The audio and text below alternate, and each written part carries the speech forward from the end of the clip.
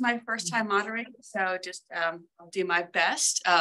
I'm really excited to introduce our speaker today. That's Amanda Craig Dagford. She leads Microsoft's global cybersecurity, security policy team. So she got her JD here at IU, also has degrees in journalism and international studies, and in refugee and forced migration studies, which I thought was super interesting. She works to advance policies that enhance the security of cloud computing, connected devices, artificial intelligence, and supply chain. She's been a fellow at Eric T. Werner Global Cybersecurity Advancement Program and has worked for the U.S. Department of State's Office of Cyber Affairs, where she focused on cybersecurity and international property issues. So she's here with us today to present her work on sustainability, consumer protection, interests, and the relationships among those. So Scott, if I missed anything, I should have said on that. We could be going on for the next half an hour and still wouldn't do her justice, but no, that was great. Thank you so much. Thank you. And I feel like I will stand and sit because I feel better if I jump around a little. But thank you for the introduction. Thank you for the chance to now talk with more people. Thanks for coming in and joining. And I realized this morning a lot of information. So as in your role to maybe keep me honest, I will also try to watch the clock and leave time for discussion. But we may not have the time to go through all of these slides, and then hopefully the discussion can return to some. But in short, the topic that I want to discuss today has a kind of a built-in assumption and set of questions, of course. The assumption being we have an interest in having technology that has a minimum kind of level of security, ideally is highly secure, is sustainable, and enables consumers to have some appropriate amount of sort of choice and control over that technology, right? And from a policy perspective, from a governance perspective, there are things that should be done to kind of facilitate all of those interests and being realized. The question then being, are those interests ever at odds? Alert, yes, they are. And then from again, a policy and governance perspective, what should we do about that when they are? Before I dive into that topic, though, I will just briefly, you've already introduced me, so I actually don't need to say this. Maybe the one thing I will just give a bit of context on for how I arrived at some of these questions and my entry point to them is what it means to be in the role that I'm in, what we do on the Global Cybersecurity Policy Team, which is basically work with governments around the world that are interested in working with us and other private sector actors to give kind of our perspective on the development of cybersecurity policy. And we think about within our team, policy being kind of small p, everything from kind of actual regulatory developments, procurement requirements, to things like best practices that ultimately inform some of those, or just inform behavior by private sector actors, public-private partnerships that are really instrumental to developing those sorts of things, and so on and so forth, right? That broad span of policy development. And we do that work by sitting between kind of a typical government affairs function within Microsoft and those with like internal security expertise, right? So everything from security engineering, security compliance, operational security, broader kind of enterprise risk management functions, et cetera, right? And then also really have a lot of value out of coordinating with others in industry and with governments as we think about these cybersecurity policy issues. The other disclaimer I just want to say, which is the thank you that's here, is then that is like the grounding of my perspective for these questions. My talk today, I think, might be different than what some of you are more used to, that is maybe more grounded in some of the theoretical and kind of empirical evidence and research and frameworks. And this is what in addition to any feedback that you all have or questions that you have, thoughts on those things are especially welcome because it's part of what I'm trying to improve and how I'm thinking through these questions. So with that, I will say, of course, like the main topic today is this, right? Where some of these cybersecurity policy and governance challenges look like interest conflicts between things like security, sustainability, and consumer protection. But the broader context for that question for me, sitting in the role that I sit in, is this really, which is what I've observed in this role over the last however many years, as cybersecurity policy, including regulation, but broader developments have increased. all of these challenges have kind of come to the fore. And frankly, from my perspective, all of these challenges are actually growing today, right? So, and they all interact to some extent, which is why I think it's important to just have this as quick context. What I mean when I talk about speed and agility, I think this is a challenge in a lot of kind of regulatory development context, certainly for technology generally, but for cybersecurity in particular, there's a challenge of pace of technology development being incongruent with the pace of regulatory development. And then again, for cybersecurity layered on top of that, the speed by which cyber threat actors evolve their behavior, their investment in this space continues to grow, is incredibly fast. And then there's a real need for cyber defenders to have that same degree of agility. And so there's a challenge there, right? At any of these policy and governance and regulatory steps. Global fractures, of course, you have regulators or other policy actors at the state, at the national, the international level, all developing different ways to manage the cybersecurity challenges. Those are oftentimes, at the very least, redundant, which sometimes creates complexity, but also sometimes are actually inconsistent, which of course creates more complexity. Sectoral fractures, what I mean there is in the cybersecurity context, a lot of regulation that has been developed today is developed in the sectoral context, right? So financial, energy, health, et cetera, kind of cybersecurity regulation, which then has a roll down impact on horizontal technology providers. So again, you have that fragmentation challenge.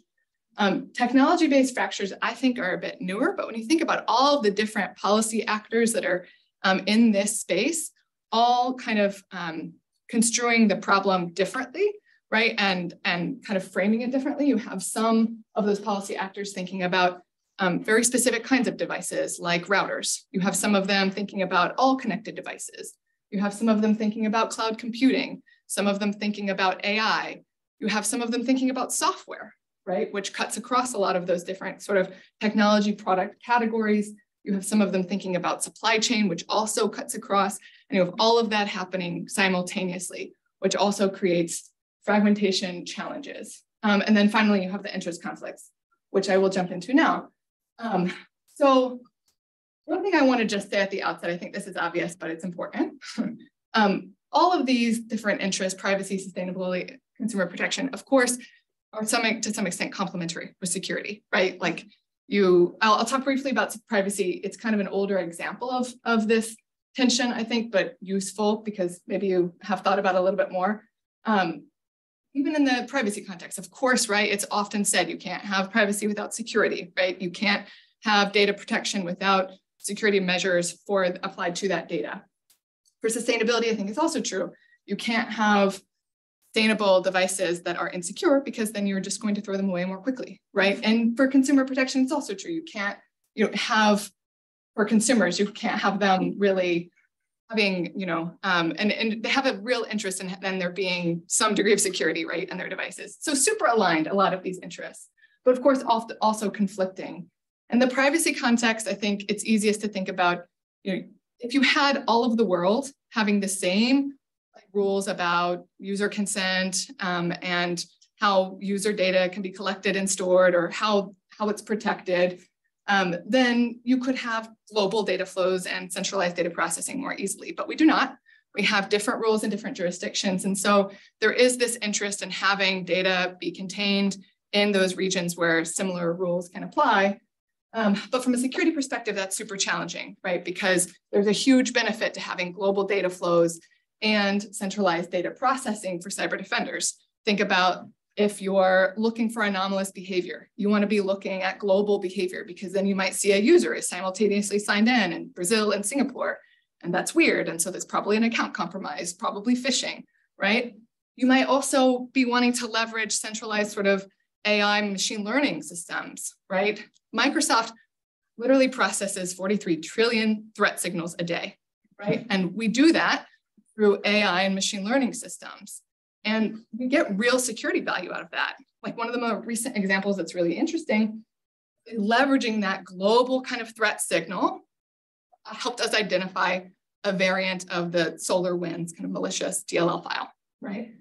So real benefit to having there be a way to bring all that global security telemetry together. And then also you think about the actual people. We have 8,500 human security experts that are all doing operational security, not even like some of the other security functions, just operational security. And they're not all in one place, right? And so for them to be able to talk to each other, share data, right? You need there to be that global data flow.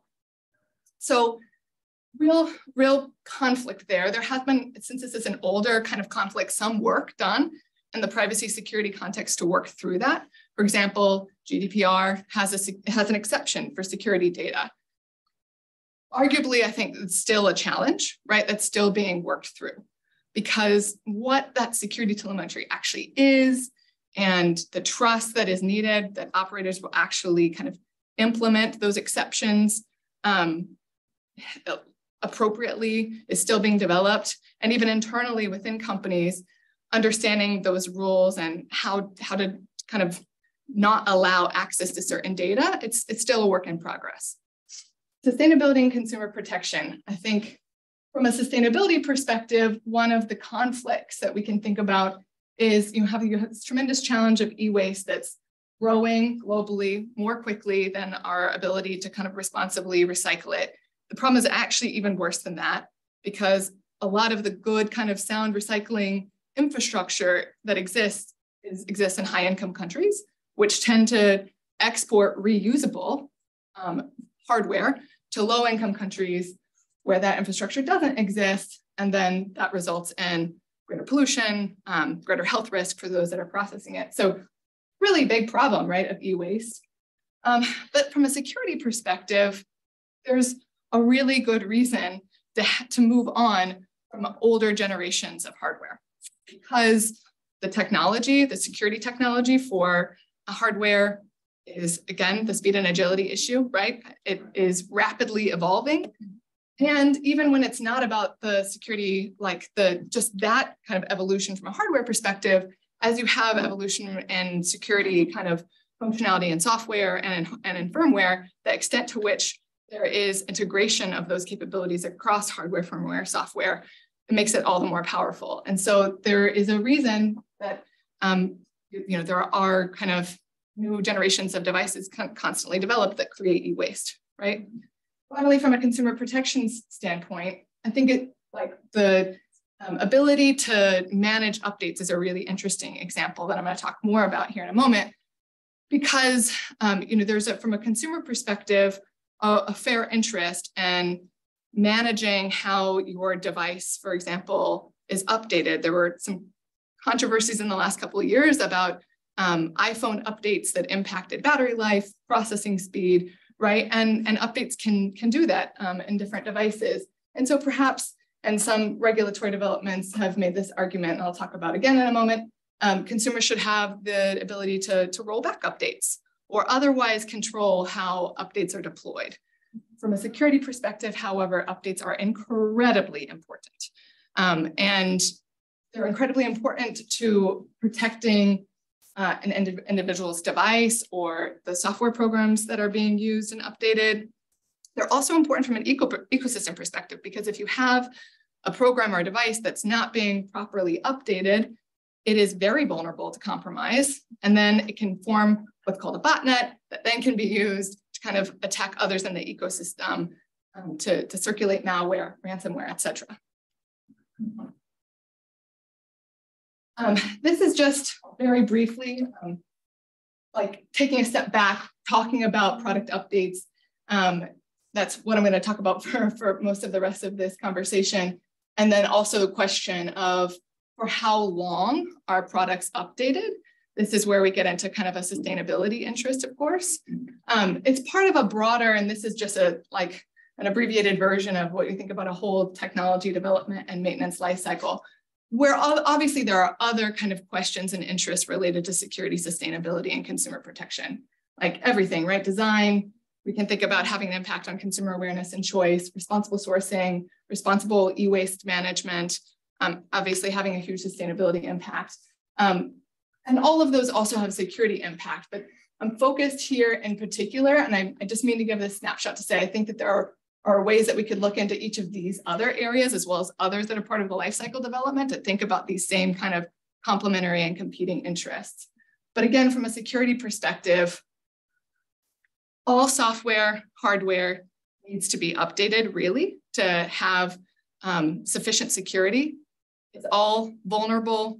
All of it has weaknesses in its code. And so manufacturers often, not always, manage that risk by providing updates or patches to software. And one thing that I think is really important to flag too is as much emphasis as there is from a manufacturer standpoint on software and hardware requiring vulnerabilities, there is a challenge with actually getting patches deployed, right? Everyone has like put later, they clicked on later. We don't want patches now, we don't want disruption. But really patch management is one of the like big problems in the ecosystem. It doesn't happen, which results in a lot of devices and software programs being vulnerable. And that's a real cause, like one of the top causes, right, for cybersecurity risk. And on the flip side though, as important as updates are for security, I'm not aware of any manufacturer that provides them indefinitely, right? And as you have different generations of software and hardware developed, oftentimes a few generations back from the last one, those kind of go into quote unquote end of life and they're no longer updated. Sometimes some manufacturers might have programs where you can have kind of custom support and an extension to that support, but ultimately those are going to go out of support, reach their end of life from a manufacturer perspective. WannaCry is an attack that maybe y'all have heard of. The big attack happened in 2017, very kind of a lot of public awareness about it because one of the first major attacks that resulted in something really scary like services being down at a hospital in the UK. And this is a really interesting example, I think, because it really demonstrates the importance of patching and the like role of software in particular having an end of life. So just briefly, I'll touch on this as an example of why this matters for security. And so I think it's easiest to think about the timeline that happened here, which is, so NSA developed an exploit of some vulnerabilities in Microsoft Windows operating system called Eternal Blue. NSA learned that that exploit had probably been stolen. NSA informed Microsoft that these vulnerabilities exist in the Windows operating system. Microsoft develops and releases a patch for those vulnerabilities in March 2017. Microsoft only releases a patch for operating systems that are still in support. So at the time it was like Vista, 7, 8.1, 10. Interestingly, those that were using Windows 10 were not affected by the May event because Windows 10 was the first Windows operating system where there's automatic deployment of patching, right? Turned on by default. Those customers that had turned on automatic patching and 8.1 and other operating systems also were protected, but 10 was widely protected. Then you have in April 2017, a cyber threat actor group released the Eternal Blue exploit publicly. The very next month, you have what has been attributed to North Korea, a cyber threat actor group, have this WannaCrypt software that affects the UK National Health Service, as well as over a period of a week or two, hundreds of thousands of computers in 150 countries. And interestingly, the UK National Health Service was actually using Windows XP, which is an operating system that Microsoft released in 2001, and that went out of mainstream support in 2014. The UK National Health Service, well, actually the UK government as a whole, did actually pay for custom support for a couple of years. And then they had retired that because there was an understanding that the UK government generally was not relying on XP anymore. And then you have this event. The next day, Microsoft took the very unusual step of deploying a patch for all operating systems, not all, but a bunch of operating systems that were not in mainstream support anymore because of the impact of this attack.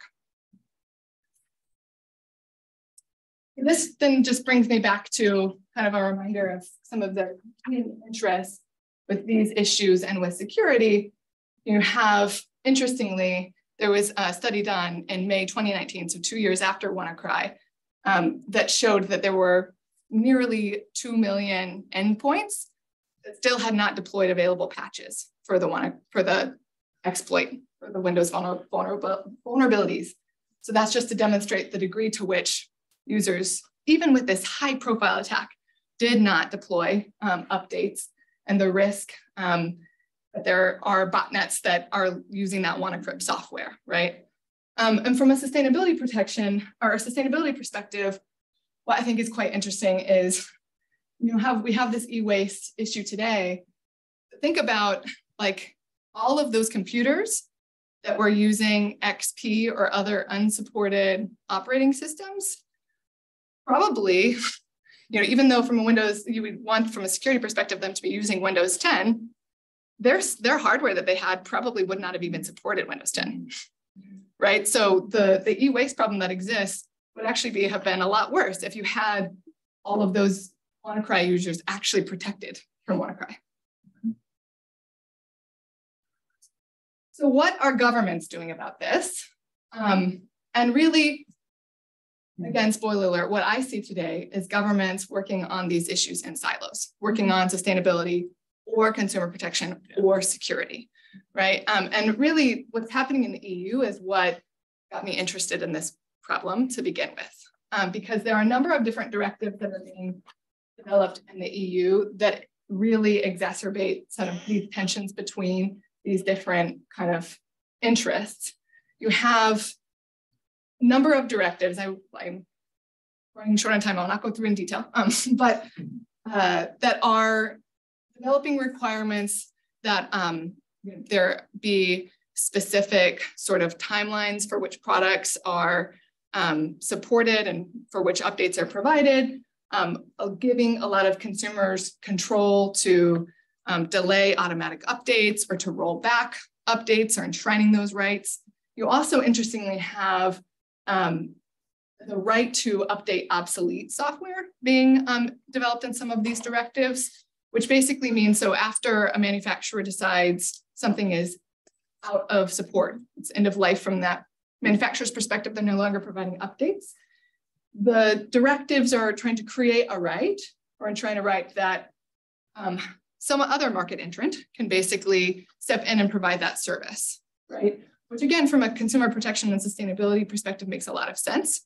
From a security perspective, it's not just challenging because, oh, then you have a bunch of users on old software and hardware that has outdated security, right? It's not just that, there is that, but even more importantly, you have the potential of creating a lot of consumer risk and confusion, because how technology is updated is actually very important for security. If folks are aware of the SolarWinds attack that came to public light in December 2020, that attack actually leveraged the update process, right? It compromised the update process to introduce malware. And so there have been a lot of developments to try to harden that update process, right? To make sure that that risk is reduced. You have potentially market entrants coming in that aren't going to have the same resources and expertise to do that. And so the potential for a lot of compromise of those update processes. You also have the risk of kind of actors masquerading as actors that are providing those updates. And then on top of those risks, you have the risk that as a result of those two things, consumers don't trust updates, right? Which we've talked about are so important for security. So you have those developments in the EU at the same time as you have some cybersecurity focused legislative activity that also is requiring security maintenance activities. Those things are still in development, could involve timelines or other more prescriptive practices, but still in development. In the UK and the US, I'll just briefly say similar developments around in cybersecurity kind of regulatory context around having requirements for security maintenance really interestingly in the UK for having security maintenance transparency, basically at least publishing a life cycle policy for any device entering the UK market, any connected device entering the UK market. You also have these are kind of different, the bottom two here, than the other kind of sustainability challenge. But very interestingly, even within the cybersecurity context, you have developments where regulators are simultaneously asking for advanced security practices that are only going to work in the context of modern software without having a requirement for users to use modern software. Basically, having these requirements apply in a way that they can't to legacy infrastructure and software. So there's still that challenge even within the security context and within like security regulation. So beyond what governments are doing about these issues, there's a lot of activity that private sector actors are also pursuing in terms of just improving security. I won't go into all of this in detail. We can talk about it if you want. Same for e-waste and sustainability. The one that I want to talk about in a little bit more detail is, again, the life cycle policies and the information that some companies are trying to provide about how updates work for security and otherwise, right? Trying to give more information about like when updates are automatic and why. For Microsoft, it varies, even just in Windows. Different generations have different policies around that. How you can roll back updates and lots of information about why you shouldn't, right? And so there's been a lot of effort related to those kind of transparency commitments by some companies. That is, to me, a direction that I think it's really important for us to go, but I also just want to spend a moment talking about why it's more challenging than it seems, which is, so maybe I'll jump to this and then jump back. Like, I thought about what's the like simplest, narrowest kind of way to think about the ecosystem of potential lifecycle policies out there for all connected devices produced by all kinds of companies, right? And I was like, what about just PC operating systems? That many, right? So what are just even the lifecycle policies for those? How accessible are those for consumers? Are there good reasons for there being differences? And so you can see here, I won't go into all the detail, but it's actually different, even just in this narrow universe, right? You have Apple that actually doesn't publish lifecycle information. They have a general practice for the Mac operating system of supporting it from a features and functionality perspective for a year, and from a security perspective, providing those kinds of updates for another 2 years after that, which seems kind of strange until you think about what it's free, though, to upgrade your Mac operating system, right? Which seems like, okay, well then it doesn't matter, but then it does, because not all Mac hardware supports all Mac operating systems, right? And so you, again, have that from a consumer perspective to try to understand how those things interact. And it's kind of, you have to really kind of dig into it and think about it. From a Windows perspective, I would love to say it's simple. It's not. It's different for every product. You have some operating systems that are subject to our fixed lifecycle policy, which for PC operating systems is basically 10 years of support, right? And then for our most recent operating system, you have it being subject to the modern lifecycle policy, which is a separate set of rules. As much as like want to say it's 10 years in general, because it is, I know this isn't PC, but in the IoT context, sometimes it's 5, sometimes it's 10, right? And then you also, if you want to try to understand the interrelationship between Surface devices and operating system support, that's another layer. And then for the Chrome operating system, this is just like one of about 100 drop downs where it depends on the manufacturer of the device and the interaction between like the Google policy and that device manufacturer's policy. So it's confusing. And then when you think about like beyond that just narrow slice of just PC operating systems, like we're talking about lifecycle policies for all these different technology products, right? And we're talking about them for the Microsofts and Apples and Googles of the world, but also for startups that like genuinely might not have a ton of good reason for a ton of confidence that they'll even continue to exist 3 years from now, right? So this really came home for me when our team actually was like really supportive of the UK legislation that I mentioned. This Product Security and Telecommunications Infrastructure Bill that promotes the idea of just that requirement, right? There are 3 other requirements, but from a transparency perspective, it's just have a life cycle policy. And we were like, we can easily support that. Like, we're going to be like out in front saying this is great. And then we went back and did our homework as a team. Every single Microsoft product have a life cycle policy. Most of them do, but we found like non-Surface keyboards and mice don't. And that's included potentially in the scope of this UK bill. And then it was like a process to even find out like who's responsible for that policy and who's responsible for the decision about whether it should have a life cycle policy, right? So just demonstrates the complexity even of something that seems like a relatively simple and should be adopted step. So then I think I might be at time.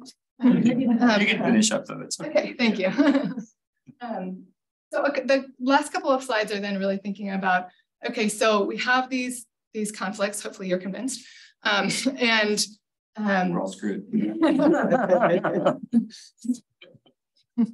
We have different government action that's taking place, as well as we're going to continue to have private sector and other kind of self-regulation governance kind of steps to deal with these issues. What are some of the ways that we can think about trying to manage these conflicts? A couple of interesting papers from my perspective, not at all about these issues, but other kind of value conflicts in public policy and how we see public policy actors, regulators managing them. In the Thatcher and Rain paper, obviously the first row here, and then the Stewart paper, the bottom one, in terms of strategies that are alternatives to balancing. And really what the Thatcher and Rain paper says is like, what we want to believe is that these interests are balanced, but that's really hard and could even be paralyzing, right? And so what we see in reality is policy actors leveraging other kinds of strategies to deal with conflicts. Cycling obviously being kind of emphasizing one value and then the next over time. Firewalls having different institutions basically be responsible for shepherding different values. Casuistry being about like really more of a case-by-case judgment, like not making an overall kind of valuation, but trying to make situated judgments. Hybridization basically being, you just have both values supported at the same time. Stewart gives the example of like tax acts, oftentimes having competing values that are supported simultaneously. Incrementalism being like really kind of not doing much. It's so hard. And kind of playing the game of really small steps to try to manage the conflicts. And then bias being having the policy actor that wields power, basically getting to have their value be the one that is more represented. And technicization as like an example of that, where basically a policy actor can leverage a more kind of technical approach to being able to control which value gets to be represented. So like if you have sort of more quantifiable data, for example, being able to use that to be able to put your value forward versus like less quantifiable data. I see, and especially in the EU where this is, I think, playing out today, firewalls being definitely a technique that's being leveraged, even though it's all kind of within the EU Commission. My interactions have really demonstrated that it's different parts of the Commission that are leading the development of different directives, and that they really see that kind of firewall as being fundamental to how they're developing those different directives. I can also see some hybridization happening, right? Where you just have the conflicts that are going to be there, and it will take time to have them really kind of become apparent and become an issue, and then they will have to be addressed, right? And I can imagine then how we address those being a mix of like casuistry, the kind of case-by-case judgment, as well as bias being something that could also be a strategy. So then thinking as well about how will those kinds of conflicts as a regulation is finalized and implemented be addressed, as well as what are some of the other kind of activities in the ecosystem that could ultimately contribute to the governance that we all want to see, which is ultimately probably some kind of way of managing these values in a way that's overall positive, right, for users of technology. This is where y'all have a lot more context than I do, but think about like the polycentricity kind of framework being super relevant to thinking about all the different actors in this space that will contribute to the development of rules and the development of best practices. Some of these design principles, I think, being really fundamental in some cases, existing to some extent today, and maybe something that we need to emphasize more going forward for there to be kind of successful governance, and really thinking about, in some ways, this relates in my mind to the kind of causa-tree approach, a conflict of laws-based approach, where it's really kind of like these case-by-case judgments that help to bring to the fore these conflicts, and then like in some ways really think through their impacts. Because I think even when you think about the life cycle policies and all those different types, right, having there be a situational kind of basis to how we make these decisions about what's right could be really useful versus thinking about life cycle policies all up in general. And then my last slide on this issue, I think I mentioned our team really liked this UK legislation. To me, this idea of transparency is really fundamental in terms of a starting point for resolving or managing some of these conflicts. I think it's super challenging just from a security perspective. There's a lot of data that suggests that consumers, for example, don't make decisions based on security. They're not willing to pay more for more secure devices and software. And so the idea of like transparency around security through a label or other mechanism for consumers is maybe challenging, but I do think in some ways there are reasons why that's happened beyond just consumers don't care about security, right? There's not been like a Energy Star framework that all consumers can understand. And so there's still reason to think about this as part of the solution. A paper that, I don't know if Angie's still on, but Scott and Angie with a couple of others wrote, I think is really interesting in terms of thinking about transparency, both for consumers and investors, and kind of bridging some of the work that's been done in the ESG context for environmental, social, governance kind of practices of firms, and bringing in practices related to security of technology.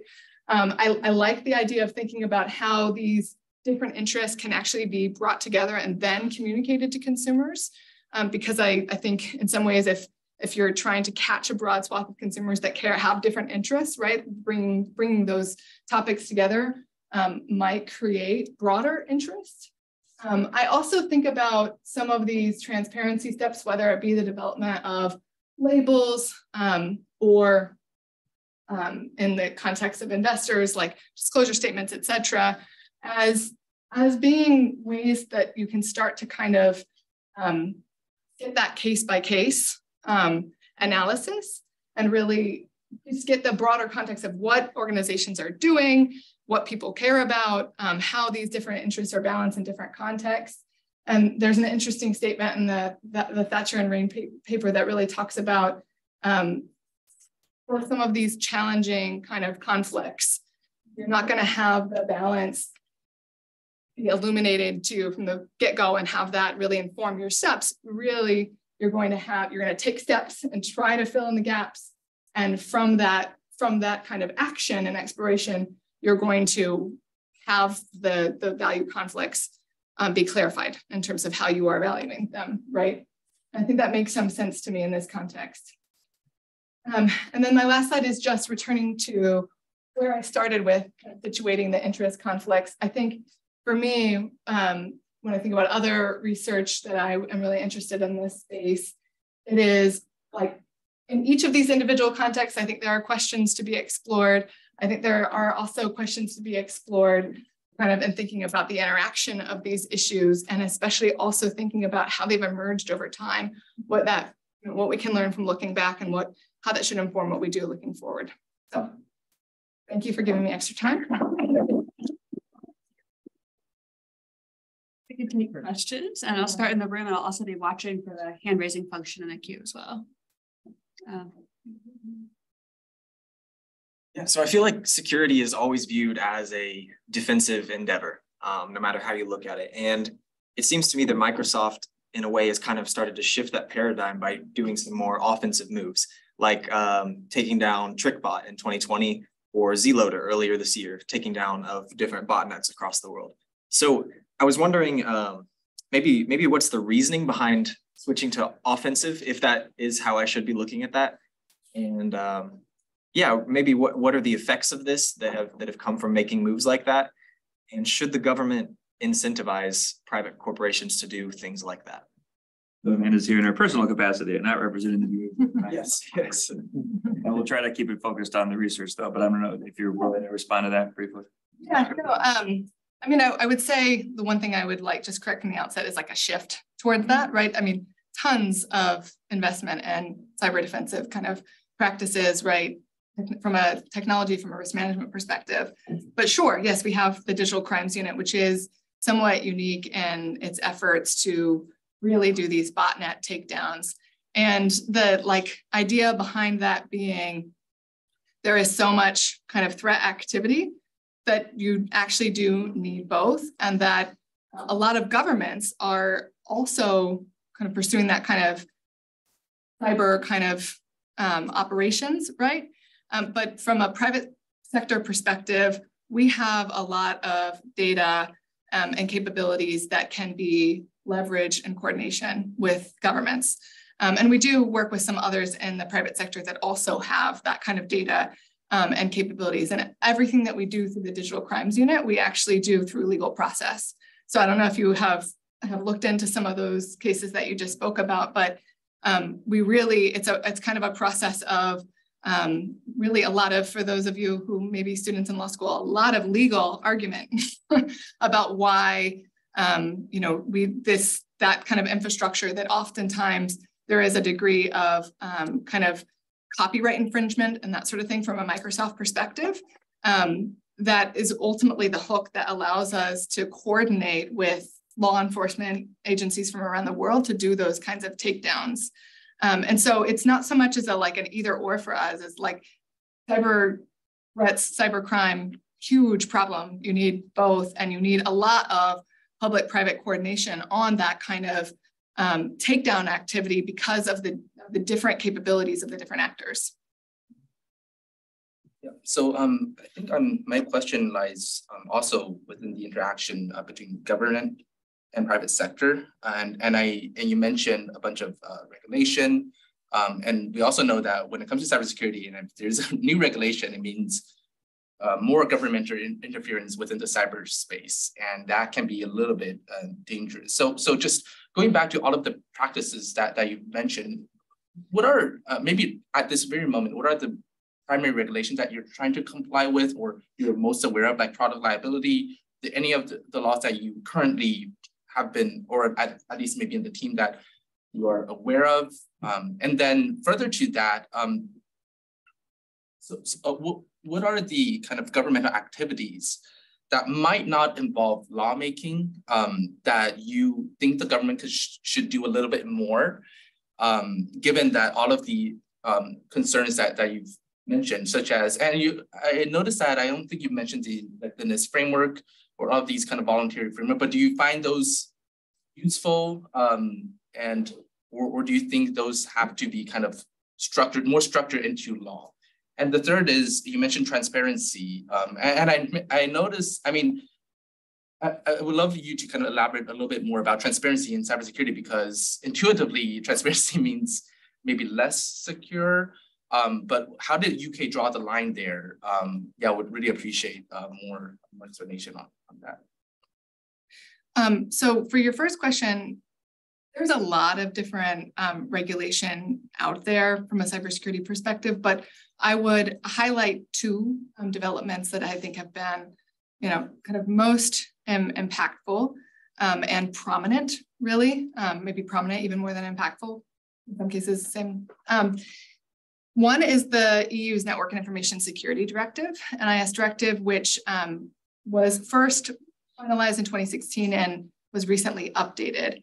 And that's a directive that had mostly an impact on critical infrastructure sectors and developing cyber risk management practices that are required for those sectors. And so mostly impacted Microsoft indirectly in its first generation, but in some member states, depending on how they define critical infrastructure, did impact Microsoft directly. For example, Germany took the step of defining data centers as critical infrastructure, which was not widely shared among other EU member states, and so did impact Microsoft directly in the first generation.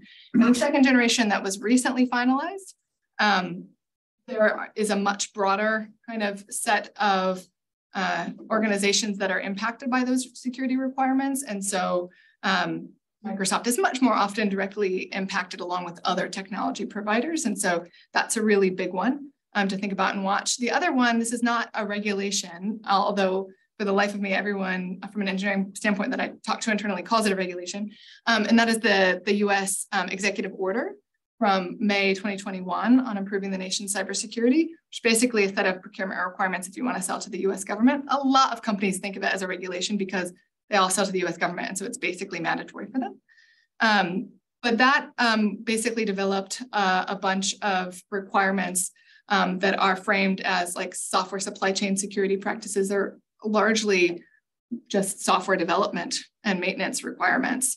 That's another one that has gotten a ton of attention and certainly influenced a lot of activities from a private sector perspective.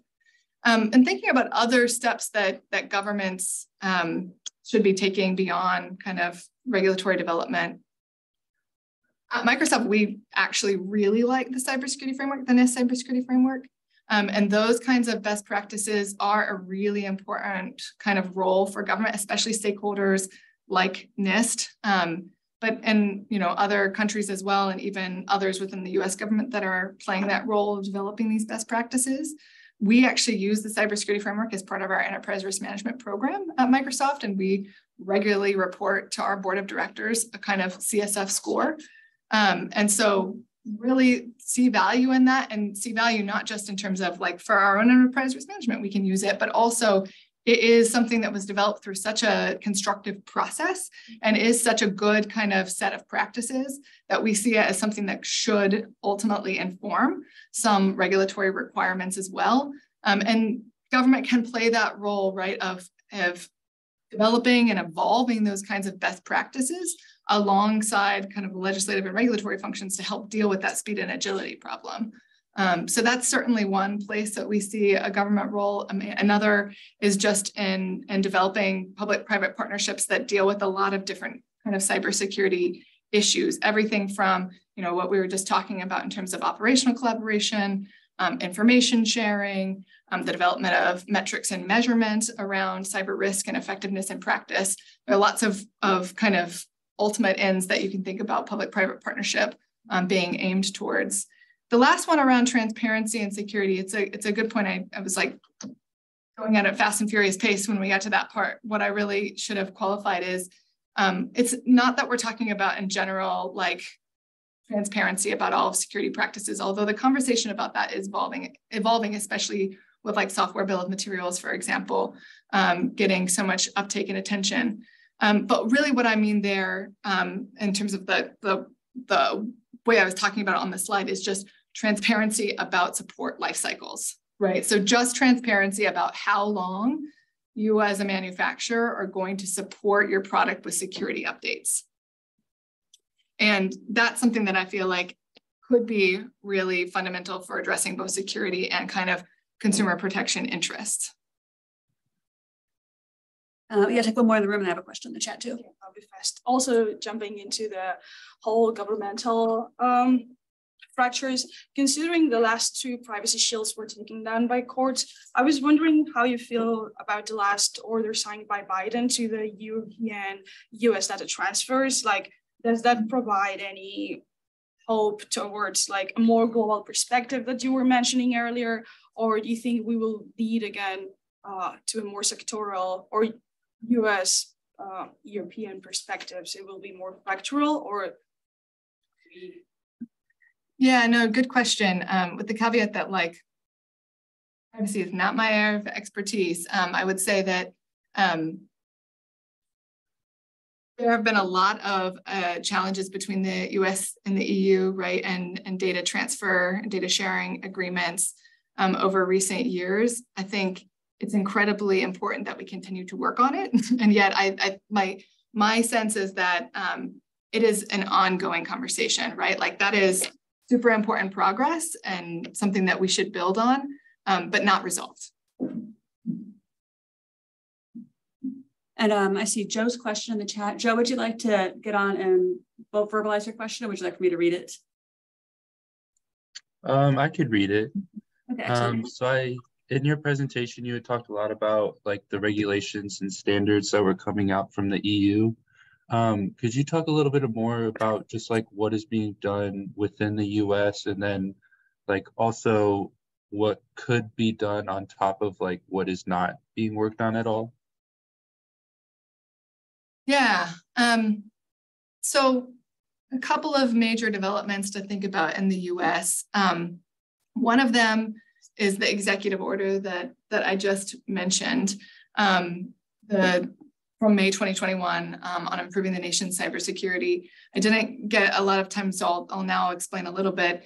You know, the requirements for government procurement of software in that executive order do include things related to how software is developed, like the security practices that a provider to the government follows in the development of software, as well as requirements around the maintenance of that software. So for example, there is a requirement in how that EO is ultimately implemented for those providers of software to the government to, for example, have a coordinated vulnerability disclosure program, right? To actually receive information about vulnerabilities in their code, and then to have a process by which they manage that information and develop and provide updates to users of that software.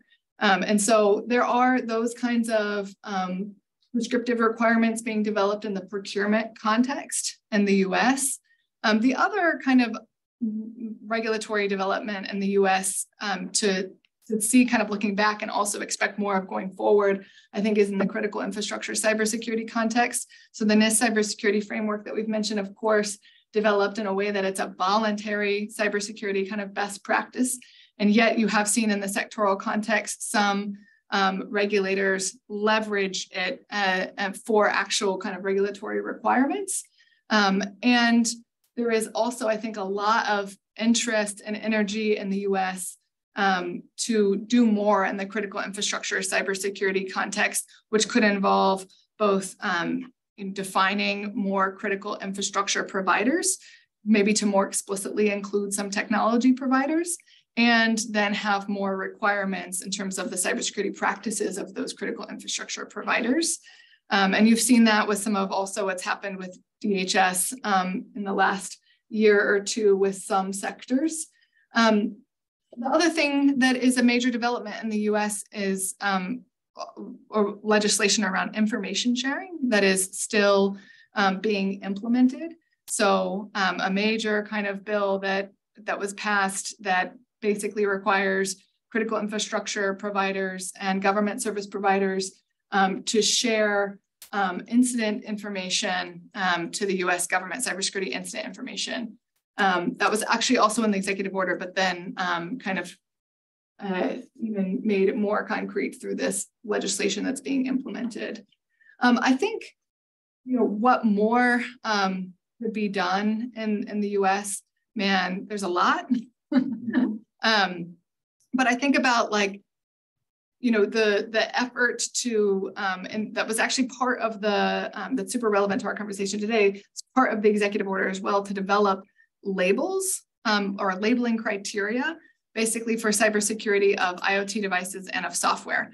That was something that the executive order tasked NIST to develop, but just to develop the criteria, like what would a label communicate for an IoT device or a piece of software?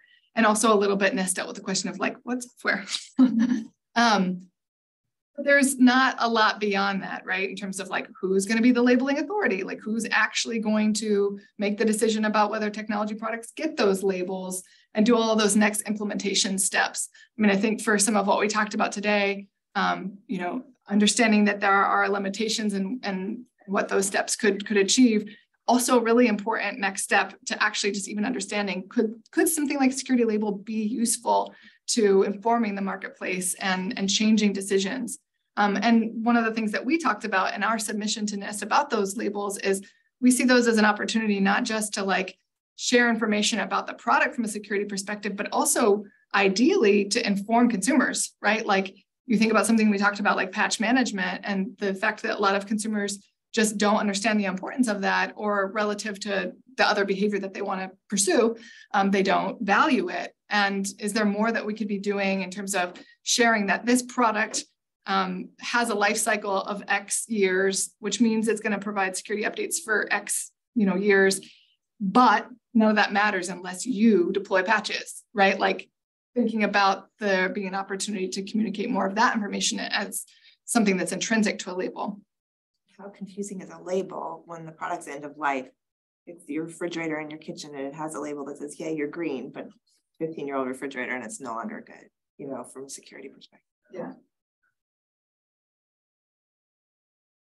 So I wonder if, you know, we're talking about these days with energy policy of the possibility that utilities will actually control software within an individual's appliance, water heater, furnace, whatever, to maximize efficiency. Couldn't something similar be done? So instead of consumers having to opt in to security, they would have to opt out from security. So it's sort of a framing issue. Definitely. And this is definitely something that there's been a lot of thought and consternation about in the technology industry. I think to what extent things should be more automatic versus there should be more kind of consumer control over how things are configured, over some of those kind of steps that can be automated. And there has been a shift, I think, towards more automation. The challenge is that it really varies by product and by consumer group, like how that works and what they want. And there are a lot of users that don't like things being automatically managed for them or want more control over how. Then they could opt out. Yes, right. Which they tend not to do. Right. So I think, can I go? So I think related to Dan's point, it's that maybe there are some consumers that they have kind of some unrealistic expectations about the trade-off. So, and they are such a small fraction of the users. My perspective that most users are like stupid users like me. So essentially, I want to decentralize that. I don't care. So essentially, but I think, let's think how we've solved those type of issues in different areas, okay? And essentially, that pushes you in the direction of like, you essentially relied on somebody else, so you delegate authority and you keep minimal rights. So that's the typical solutions. Like, I don't know, when we understood that the army needed to take land in order to do some operations, what did we end up? Well, we just say, well, they will need to. Well, we end up with taking clauses. Like, well, you can't do it, so I cannot stop you, but then you have to compensate this. Okay? So this would be maybe a potential way of thinking about this. Like, what should be the minimal rights that users, stupid users like me, should preserve in such a way that they can delegate, and that's it, okay? And then the other thing, the possibility, institutional solution to that is that the private companies ask the government for exceptions. It's like, okay, there is a state of emergency related to security. So in that case, I have the ability to, there are two levels of minimal rights, normal times, whatever, emergency. An emergency, I am able to enter in that region and then only allows you minimal rights. And I think we see these type of things in many other issues. It's like, I know, for nuclear deterrence, essentially, we don't have rights. Essentially, yes, because you need such a rapid response that essentially you just delegate full authority, like to the president, okay? But by the way, regimes that are not democratic, they're doing exactly the same thing, so there must be very good reasons to do that. So you see, so essentially, I think people understand that for different, if you are talking about, we're talking about, energy policy, we can have, years of discussion because there is time to come up with things, okay? So again, we can use these institutional leverages that we have applied to different areas to the same thing, okay? And then just one final point with these consumers that may have maybe unrealistic expectations. I think we are seeing in many other policy areas that only people with very extreme preferences get mobilized to change policy, and that may be problematic, no? So essentially, kind of this idea of going back to center, essentially, what the vast majority wants, I think it's important. Again, I'm just talking as I don't do cybersecurity. Political. We're going to bring it in there. No, and you were just reading. It's respectful if you say you're a stupid user. Yes, that's exactly what I am. Isaac, did you have a quick one? No, somebody else said that. If there's time, oh, do we? Oh, well, okay. I think an interesting reflection on that is then what actually happens in practice. And I think the question I was going to ask is, you talked about the existence of these silos and how a lot of the action that we're taking is in these silos, and implying that maybe what we want to do is break down some of those silos and some of our action.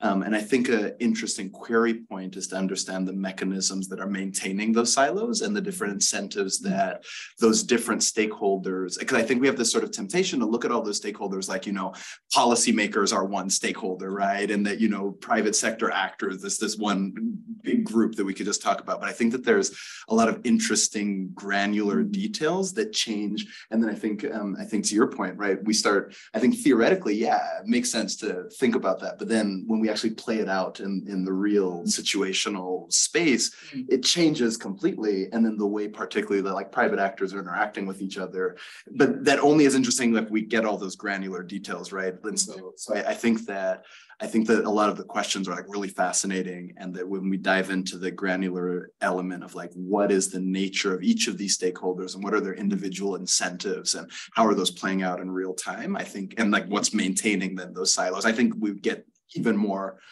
from the inquiry. Totally agree. I think that's really, really interesting. Actually, in the Thatcher and Rain paper, where the talks about the firewalls, one of the limitations to thinking about that as a strategy for dealing with the conflicts was talking about but institutions aren't really just institutions, they're institutions with individual actors, which may have more complex motivations, right? And there's benefits and drawbacks to that, right? If you actually have good process of policy development, like we were talking about the other day, you might actually have individual actors within these institutions being able to think through and bridge some of these issues and break down those silos. But then you also have within institutions, individual actors that might be motivated to further them because, just thinking like maybe that's their institutional kind of territory. And that's problematic in itself too. So I think when you start to really break down the process, it does give you both opportunity and reason for being even more skeptical. And then beyond that, thinking about all of the different contexts in which this policy is being developed, which kind of brings me to your point. I think it's an interesting one, but I do think about that does sound good in theory until you think about you have 30 different connected devices, and how would consumers feel if those were all simultaneously controlled by this other person? And there is something about all of the things in your home and not feeling like you have control over them. And the part that we didn't really get to today in this conversation, which is that a lot of the reason why even sophisticated users don't really like automatic updates is because sometimes updates break things. They take time. And they take time, and they can actually, you know, for certain enterprise users, you understand how actually having things down or break and down for longer than you might expect can be actually problematic for operations. So yes, but Unfortunately, we are out of time, but grab a cookie, continue the conversation. I have notes on, I think, 3 papers you can do coming out of this. So I'll share those with you. So how about a big round of applause for me?